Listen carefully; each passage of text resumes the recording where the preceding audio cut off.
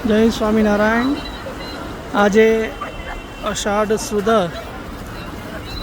દેવશયની પવિત્ર એકાદશી અને આજથી પ્રારંભ થતા પવિત્ર ચાતુર્માસના બધા જ સંતોને ભક્તોને ગંગા કિનારેથી ભાવથી જય સ્વામિનારાયણ.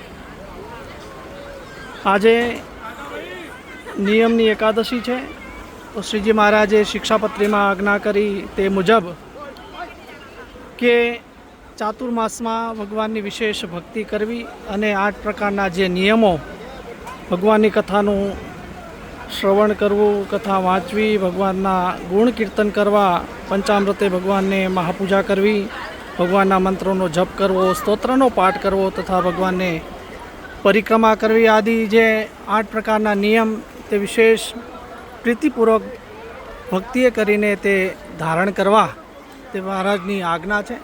તો ચાતુર્માસમાં બધા જ સંતોને ભક્તોને ભાવથી અમારા સમગ્ર મંડળ વતી ગંગા કિનારેથી જય સ્વામિનારાયણ.